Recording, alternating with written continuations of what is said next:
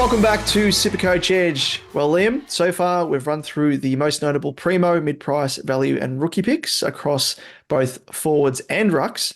Now it's time to delve a little deeper into the strategy behind your ruck setup, in particular, as it could form the nucleus that dictates as to how much money you have left to spend across the rest of your side. So there are strategies that allow more cash in the bank with riskier options that perhaps don't have as much gas in the tank, as it were. Then there's breaking the bank in order to get a rolled gold diamond. We'll run through them all and discuss the pros and cons, Liam. Yes, we'll also discuss some merits behind selecting a genuine R3 cash cow in 2024, which isn't something that, we've necessarily considered in seasons past when it was a spot otherwise reserved for a non-playing loophole player. Before we jump into things, though, to keep up to date with the latest content, news, memes especially, and everything in between, you can find us littered across your social channels on YouTube by searching SuperCoach Edge, and please don't forget to like and subscribe to be notified when our content drops from week to week, so you never miss an episode.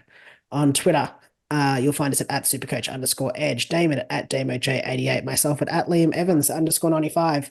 And if you search SuperCoach Edge on Facebook, Instagram, and TikTok, you will find us there. Very nice. Well, Liam, before we jump into things, also just want to make mention, and congratulations, of course, as well from both of us, to Jonas Goat, one of our regular listeners, watchers, always jumps in the comments with really unique gags, I guess, about The Simpsons, which we do enjoy. Very niche gags that I love. Yeah, very, very niche. So we asked him, of course, and he did win. Of course, we're referring to the SuperCoach Edge hat that was part of our giveaway as part of the, I guess, the Wheel of Misfortune, as some are calling it, for those that missed out, unfortunately. Wheel of Fortune for him, though. It was Wheel of Fortune for him, and he was part of the race that stopped the nation. If you don't know what we're referring to, go back and have a look at the giveaway video. Those people that entered were assigned an emoji, and they literally raced. It was just random chance, of course, and it ended up he came from nowhere. He did come from nowhere. He was like in 5th spot, and he literally tore home the last second to snatch the victory from the jaws of defeat. So that was amazing. I wasn't obviously on that video, and you had messaged me the winner, and then sent me the link, and I watched back, and I was like, because obviously you told me that Jonas Goat won, and I'm watching this race and I'm like, are you sure, Damon? Are you sure you didn't get the wrong person? Like, yeah. And then no, apparently not. He just bloody, I don't know, started whipping that horse real hard. Yeah, he's absolutely came from absolutely nowhere. Yeah, and it was funny as well because his emoji that he was assigned was a bunny, so he was like he was literally bounding home. He was you could say that he pulled a bunny. Yeah, exactly. Or he pulled a rabbit from the hat because he absolutely came from nowhere. But congratulations again, Jonas. We do enjoy your patronage and support. Yes, most certainly. But Liam, it is time. It is time for strategies, structures, everything else. Shall we do it? Yes. I love this show. Well, among the talking points, we've got a few points here, Liam. And the first one is, and it's something that we touched on, obviously, in the last episode as well, and it is, can you start English at 715.1K? It's nigh. It's good time, Liam, for us to, I guess, jump into these things and just rehash because in terms of structure, the way that you structure one part of your team can dictate how you structure the rest of your team. And I think the ruck line is pretty important, isn't it? Yeah, I agree. Something that we touched on again in the last episode was how much it will cost you to have GAWN and GRUNDY combined, and looking at what that means. Like, obviously, as an average, we chatted about that potentially. I mean, we don't know because obviously we can't look at last season as really a guide. But let's say, GAWN averaged 111 if we account for that injury affected game last season. Grundy, I'm not sure on what we would classify him as having average, but let's say he can get up to about 110. Yep. Like, that's what 18-ish points off, 17, 18 points off what English averaged last year. Yep. Which obviously is points every week. But I think when you combine those two price points and then consider the fact that you'd have to get someone at about 350K to spend the same amount on GAWN and Grundy as you would if you got English and another player. So you're looking at a 350k ruck, and you're looking at a player like, I don't know, Draper.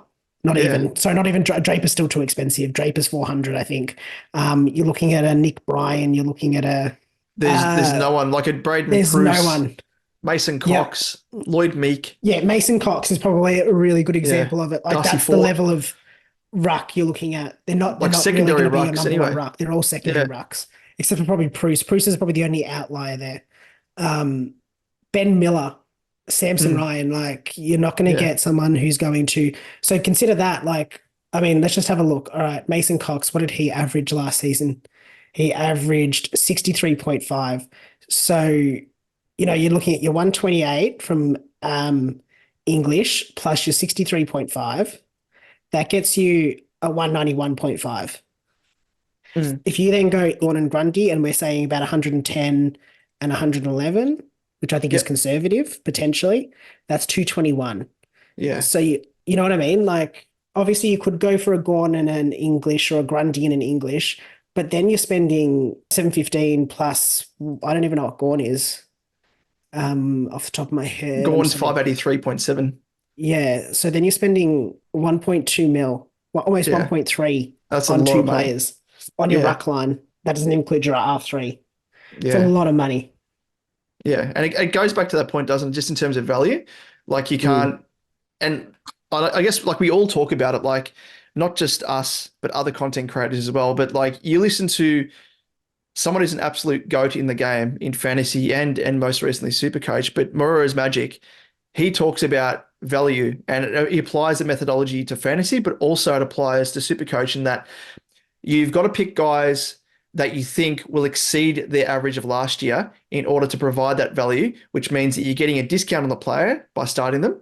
And it means that you can spend money elsewhere. So as you just pointed to there, like, why would you pay top dollar for English and be left with, you know, some loose sum of money to be able to afford a shit player in Mason Cox? And collectively, they're not going to be able to provide the same output and average like a GRUNDY combo. So that's kind of the whole value side of things. And yeah, it goes back to that point that we made in the previous episode as well, that, you know, if you're going for GAWN over English, you're saving 131.4K. That sort of money you could use to, as we use an example, upgrade Matt Crouch to Andy Brayshaw and give you another premium. So if you view GAWN as a fallen premium, and use that money that you would be saving by going for him instead of paying top dollar for English, you can bring in another premium. So you get two premiums instead of one premium in English and, you know, a maybe in a Matt Crouch in that example there. So if you can afford him. But yeah, it's a good debate. I think to on have. top of that, the other thing to consider with that is that English is priced at 128. He scores, like if he drops a 100 in his first game or 100 in his first game or 110 in his second game, he's going to start dropping in price, and you've paid for him at a 128 average. He's got to hit that 128 average to keep that price point. Yep. So that's sort of the risk that you take with him as well, in that a GAWN and a Grundy don't need to reach that lofty height. You know, Max GAWN is priced at an average of 104, I think it was, wasn't it? Yes, 104.5. Yep. Yeah, 104.5. And so, you know, there's every chance that, as we said, his actual average is 111 when you consider that, you know, one of those games was literal 0 when he got injured. So that's going to help him. Likewise, Grundy's priced at an average of, 86, I think it was. Again, like he's probably going to score, you'd probably expect he gets back up there to at least 100. Like the chances of him dropping from that price point is much lower. So I think that's another thing you got to factor in, is that potentially you could get English cheaper. That being said, he finished he averaged 128, and I think his last 5 games of the season he went at 127.8. So it's looking less and less likely that he does drop from there. But there's obviously the injury concerns with his migraine issues and his concussion issues. He obviously is right to play and is in contact training, but just something to consider. That being said, on the flip side, devil's advocate, Is it worth paying 715K for English and knowing that you're going to get a player who is a genuine captaincy option most weeks? Yeah, spot on. Yeah, I Like, is think, that what you're losing? yeah. Well, yeah, exactly right. Because there are benefits to starting English. I mean, we talk about it in a negative sense, but there are obvious positives, like you mentioned there. And like, yeah, it just reads in his stats like 100 plus in 20 games, 120 plus in 15 games. So, he's obviously got the high floor, high ceiling. So a bit of a safety net there with the high floor, but also that high ceiling that you get very rarely from primos. Mm. As a VC option, depending on obviously when he plays in the round, is so valuable. But also having him there as a fallback option, as your genuine captaincy option, is if your VC fails, is something that's pretty valuable. So he does come with an extra benefit and bonus at that price point. But yeah, I don't know. Does that warrant paying the extra for over someone like GAWN? Like paying that extra 131.4K for English over GAWN? Like, is it worth having that extra bonus? I think GAWN, if he can get back to his averages and output, if it's similar to English, which I think it could be, he provides it anyway, I think. Mm. But there's obviously a risk there because you don't know if that's going to happen. But the data does say that all indicators point to that, because without Grundy being there cramping his style, without Luke Jackson there, which he had his style cramped in the seasons prior to that, and just seeing the impact on him with those guys there and with them no longer there, I think GAWN, there's every chance that he gets. Because for me, if you're not choosing English, you're choosing either one of or both of the Grundy GAWN combo. Yeah. So I don't know.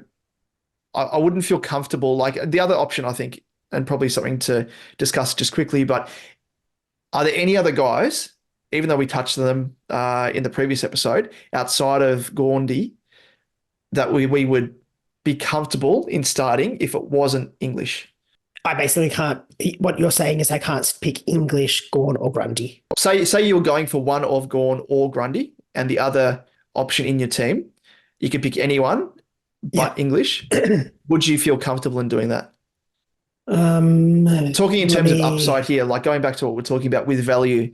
So guys that could potentially exceed their starting average of last year, the 2023 average. No. Yeah, I'm exactly the same. I'm sorry. I'm gonna have to say the only guy potentially is maybe a Soldo, priced at a little bit more expensive than a Grundy.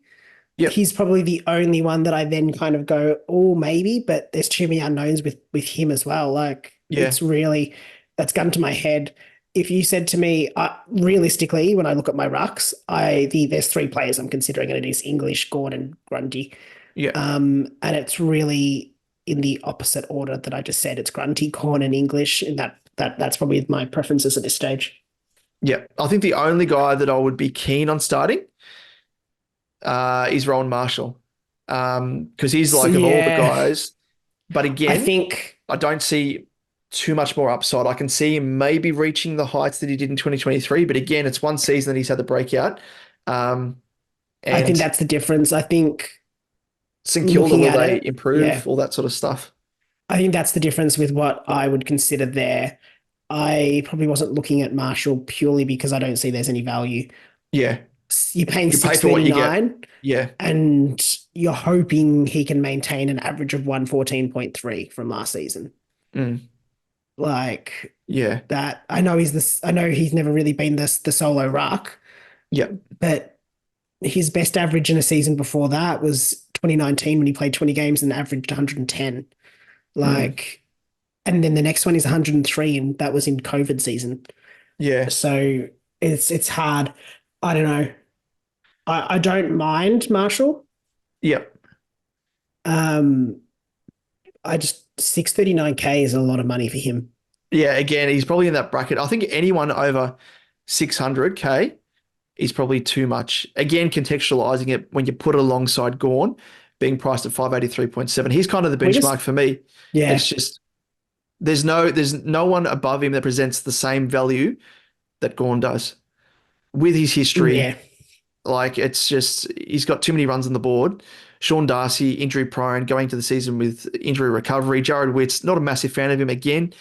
He beats up on lesser opponents and had a favourable draw a couple of seasons ago, which inflated his average. Again, it came back from an knee injury, but 106.1. Yeah. And Kieran Briggs, again, had one breakout year and that's it. So not a massive fan. The only other guy I would probably consider, and I don't think is necessarily a value option, but just a pod option, is Yep. probably Nank at 583.1. Yep. Averaged that. 104.3 last season, low score of 52, which looks like a bit of an outlier because his next lowest score was 82. And he turned up, so he did miss a few games with injury, obviously. But he turned up 1, 2, 3, 4, 5, 6, 7, 8, 9 times. And then the next score after 108 was a 97 and a 96, a 96, a 94, 82, and then a 52. He's probably the only guy that I feel like there might be some upside with, just purely because he didn't play so many games. But even then, I don't know if it's upside. Like, it probably more comes down to the fact that I'm like, oh, I'd rather pay 583.1 for Nank than 639 for a Marshall. Like, I'd rather that, 40, 60K price difference. Yep. And just to put a bow on this, I guess this question that we've posed, in terms of when we talk about, potentially viewing English as an upgrade option in season, just to give a bit of an idea, just crunch some quick numbers here. So if his average drops from 128 to 120, his price will drop from 715.1K to 670.4K. So 45K he will drop if his average drops by 8 points, which is a fair assumption that could happen at some point in the season. I mean, obviously average dips, ebbs and flows throughout the season, but if he starts the season with a 3-game rolling average across the first 3 rounds of 120, he will drop 45K. And then off the back of that, if one of his games is again a bit of a downer, he will plummet further. And looking at SuperCoach Gold, I guess, just for context here, they have him at his bottom price for the season in round 9, and his bottom price is 668.4K. Oh, really? Jeez. Yeah. So, I mean, look, they've got lofty expectations for him in terms of projected scores. Yeah. Because they don't have him going below 110. Yeah, gotcha. Yeah, I've just pulled for it the up there, season, which that'd be unlikely. Like, if he does that, then we should be paying up for him. Yeah. But yeah, I don't know. They have him they don't have him going below 110 for the season. Yeah. So I don't know how much we can look at that as a realistic. Like, we know he's going to drop a 90 or an 80, 85 or something across the season. But yeah, I don't know. I don't think you can start him. If GAWN or Grundy weren't in the position they're currently in going to 2024, we might be saying different. And look, you know what? Potentially. I'm gonna say I will be saying different if GAWN or Grundy goes down with injury at training. Yeah. If one of GAWN or Grundy goes things down, English is in 100%. Yeah. And I'll have to restructure my side to do it. GAWN and Grundy present as value and a potential, and there's a logic behind picking those two. I just don't think anyone else presents enough value. Yeah. And the other side of it as well is that both Grundy and GAWN could end up being keepers. Like English may still finish as the number 1 scoring ruck across the course of the season, but GAWN and Grundy may finish in 2nd and 3rd, which then, I mean, there are a lot of people out there that didn't go for English in 2023 because they were worried about his injury history, all that sort of stuff. Yeah. And they still scored all right without him. So I think we can get away without having him in our teams. I will say that I think with 2023, it became a year of the haves and the have-nots. I think if you didn't have English, if you didn't have Dawson early, if you didn't have a few of those sort of players, there was a fair few players that if you didn't have them, you kind of fell behind quite quickly. Yeah. And it really created a season where you really needed those top players. I think that's a unique season, though. I don't think we've seen that before. Mm. And I think that'll be that. I think last year there was a lot of similarity in teams. I think this year there'll be a bit of difference. Yep. It probably answers another one of our questions where we were going to ask the question about, could you start a relatively rookie / mid-price ruck in R2? No, Like it's no. no. I mean, yes, if you classify Grundy as Yeah. mid-priced at 481k. Exactly. Yeah, it was spot on. But yeah, outside Not of those really. guys, no. No. Like, I'm all for picking a Sweet if he has a good role. I'm all for picking a Conway if he makes the team in round one. As R3s. As Yeah. R3s. Or I'm just having a quick look at who else exists here. Yeah. At those lower end, or a Naismith if he somehow gets picked for Richmond as a ruck at 123.9k. But there are threes, you can't put them at R2. No, exactly right. And like as we spoke of, like Cherry's probably the only guy who you could potentially, and even then, even though he presents potential value, the risk that comes with it is out of this world. What about I actually don't. I'm going to admit ignorance here. What about Bruce? Like, what is? I don't know what's happened to him. Is he Surely he's nowhere now with Briggs like coming to the fore. Is and, he and just showing doesn't the quality. exist? Yeah, it's Like this pretty guy. much. I swear to God, what is his name, Brandon? Didn't he get banned for 10 years for just being an absolute moron and doing moronic things on field? Because he should have Brayden, been. sorry.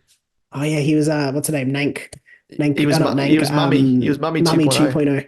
Yeah. But I guess quickly just to answer that question, it's a no.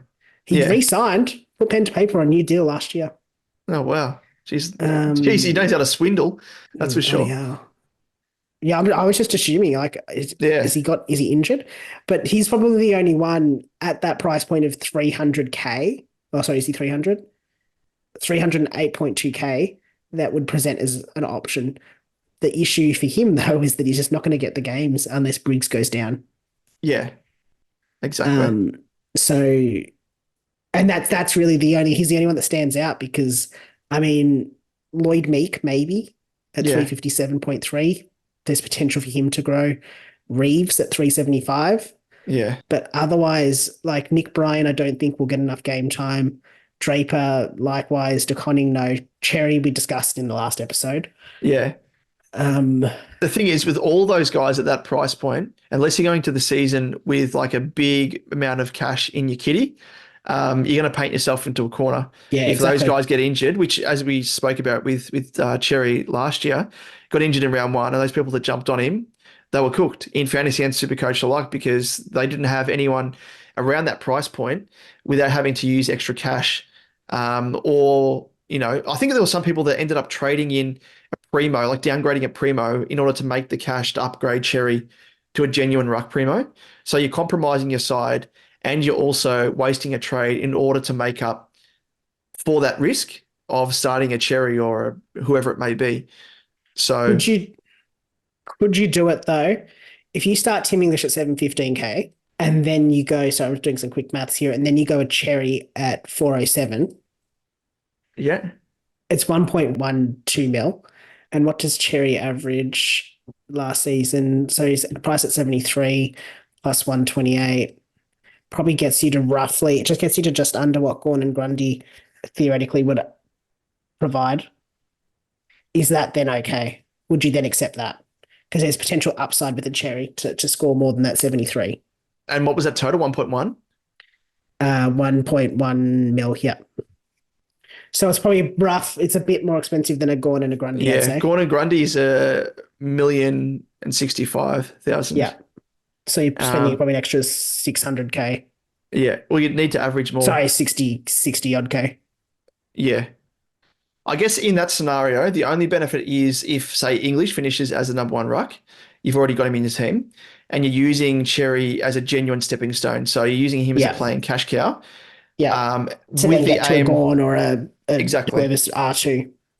Yeah. And the benefit that's probably is the only way it works. you're reducing your risk, I guess, because you've also got English. Yeah. No, Yeah. it's still not No. enticing though. No. No. Because I still think I'd be happy with the GRUNDY combo, and I still think they're going to finish second and third, um, at least in the top five minimum. Both of those guys. Mm. I can see at least one of those finishing second behind English. But in the scenario also that if English goes back to being, the not as durable bloke that he has been in previous seasons, and you start with English and you start with Cherry. You're If Cherry starting two fails, players that are, yeah. yeah, if Cherry fails, English gets injured. You're behind the eight ball twice over. If English fails and Cherry's good, well, Mm. at least English is at the price point where you could potentially downgrade into a GAWN or a Grundy, and you'd be all okay in that sense. But if Cherry fails, yeah. I'm not And it sure. compromises the rest of your team as well, as we always talked about as well, with the extra price point of English. It just means you got one less primo, somewhere else on field. Yeah, yeah, no, I agree with that. I think based off this, I think we have probably, I feel like we're on the same page here. The best Yeah. three options are GAWN, Grundy, and English. Yeah. And it's just figuring out how you manage that across your field. Yep. Yeah, exactly. The so yeah, we're pretty set on Gaundi, of course. Yeah. The only other thing to discuss is, I guess, running with a loophole player in R3. But I think with 2024, as you know, with multiple buys, early season buys, and then those regular season buys late in the season, Mm. um, it's a unique scenario. And I'll probably use an example here for those people that didn't play BBL SuperCoach, because I refer to that in the BBL season, there was 9 rounds, shortened season, but 8 of those 9 rounds, there were buys. And there was the question going to the season, do I still start with a loophole player, like a wicket-keeping position, which is equivalent to like a ruck 3? And I was big on no, for those people that tuned into my weekly videos, because of that fact that there were buys in 8 of the 9 rounds. And chances are you're at least going to have one player, if not more, that are going to be on a buy on any given week that can be used as a loophole player. So I think that's kind of where that same sort of methodology and thinking comes into in 2024 with the AFL season, with, the inclusion of round 0 on those multiple bye weeks. So I guess that's one side of it. But the other side is in terms of the best 18 for the early season bye rounds, round 2, 3, 5, and 6. We obviously need as many guys in the park as we can get. So if one of the cheap guys in Conway or Sweet, for example, they are playing, it means that we get an extra bloke on field potentially that might score well, or well enough to be brought on as our best 18 player. And then I guess out of that as well, potentially they could play, extra games, and up until, if they have an early season buy or whatever, you could hold them for 3 to 4 cash rises and then punt them for a genuine loophole player, for some early cash injection, leading up to the later season buy rounds, where again, we may have more players in the buy in our team that we could use as loophole players. That's sort of the other side of things. But yeah, what are your thoughts, Liam? Are you keen on this? Considering, I mean, Conway, just speaking to him, he's at a higher price point, 180 odd. Yeah. Sweet's what, 153 or thereabouts. So they're not the traditional low cash options. No. Yep. But do you think this is the season? Are you in agreement that this is maybe a year that we take the punt and use the R3 option as a genuine cash cow avenue? Yep. Yep, I agree. I think this is going to be the first year I don't start a loop option. I think one, as you said, early weeks, we're going to have so many buys that it's going to make it easy to cover a loophole option. Like round 1, there's no buy. Round 2, the Lions and Carlton are on a buy. Round 3, Gold Coast Giants. Round 5 is Collingwood and Sydney. And then round 6 is Melbourne and Richmond. Yeah. So, I mean, realistically looking at it, you've got in the first 1, 2, 3, 4, 5, 6 rounds, 4 of those, only 2 rounds, you're not going to have a buy player that you can use as a loop option. Yep. So what I will say is that I feel like every year there's a rookie that you pick that doesn't keep playing. It's a Yeah. Campbell Chesser. It's but it's a player that you've picked that's, going to get dropped, they're going to get injured, whatever it might be, as well, that you can then use as a loop option. I think by starting a loop option as well as that happening, you end up with two players essentially that are now loop Yeah. options that you don't need. So I think and this year, especially with the extra buys, I think we need as many players as we can have on field, Mm. playing as options. So my plan will be not to start a loophole at all. And I think in the No. rucks, if we have that opportunity, that being said, if we don't have a ruck option that we can start as a loophole because, that Conway hasn't been selected and Sweet is Yeah. now playing in the Sandful instead of the VFL, Yeah. then I will go for a loophole in R3 because there's less players there. It's unlikely we're going to get one. Yeah. But if Conway or Sweet are named, one of them will be in my side. Yep. No, well summarized there in terms of both sides as well, which is good to present because devil's advocate at this time of year, like we still don't know the way things are going to land, who's No. going to obviously play round one. Yeah. Obviously discounting round zero who I referred to before because it doesn't count. But yeah, it's just a shame that none of the guys like Sweet or Conway are playing in round zero because it would be nice to kind of see how they went. But yeah, we'll just have to wait until literally round one, traditionally, and see if they get selected and assess from there. Outside of that, we spoke about the GRUNDY combo. We spoke about English. Was there anything else you wanted to touch on before we No, I think we've farewell? covered everything because I think we've also spoken a bit about the structure for the rucks. Yeah. In that we think, and I guess just to go a bit further here, I do personally think I'm picking GAWN and Grundy probably as keepers at this stage. Yeah. Like I don't have intention to move them on. No. Obviously, I'm assuming no injury or anything, but Yeah. regardless, I kind of see them as finishing as not necessarily R1 and R2, Mm. or the top two rucks for the season. But I do see them finishing high enough that it's worth. Like you've got to also factor in the cost of the trade in terms of points. Like I know Yeah, we're spot on. getting I know we're getting, what is it, 40 trades this year. Yeah. So we're getting more, they're less valuable. But I just feel like there's opportunity now there's going to be more strategy around trades because you could hold them. Like you could choose to hold them until really late in the season and make sure you could have, lots of opportunity to upgrade primos at the end of the year. Not upgrade primos, but sort of sideways a primo who's underperforming for one that's playing well, or doing that at the start of the season or whatever it might be. So I do think, as well as that, you've got to factor in the value of a trade in terms of Yeah. points and whether it is worth it. But I am picking GAWN and Grundy as keepers, and I personally think that you should probably pick your rucks as keepers Yeah. at this stage of the season. I don't think there's enough value. It's not like seasons gone by where we had a Bruce who was super undervalued, was coming in as a first ruck for GWS, and we knew that, there was that value there and we could Yeah. use him as a stepping stone. I just don't think anyone's quite there. Cherry's the only one that we've discussed that may be Yep. there, but I still don't think he is. I think there's too many question marks with his injury now, Yep. and just his scoring in general. Yeah, his development, like we spoke of, like around the ground, doesn't take enough marks, all that sort of stuff. And there was knocks in his game. That was part of the reason why he kind of lost the mantle that was given to him, ever so briefly, when Goldie was back in the team and pretty much took over back the mantle again because of the fact that they weren't too happy with the work that he was doing around the ground. But I think there's enough examples out there, isn't there? Like in terms of structure, taking those risks in going for a Cherry, who again last year he cooked himself, cooked those people that selected him. Go back further than that, you spoke of Bruce. He lasted up until a point, suspensions, injuries. Yeah. Even before him, remember when Naismith was number one ruck at Sydney? A lot of people started with him.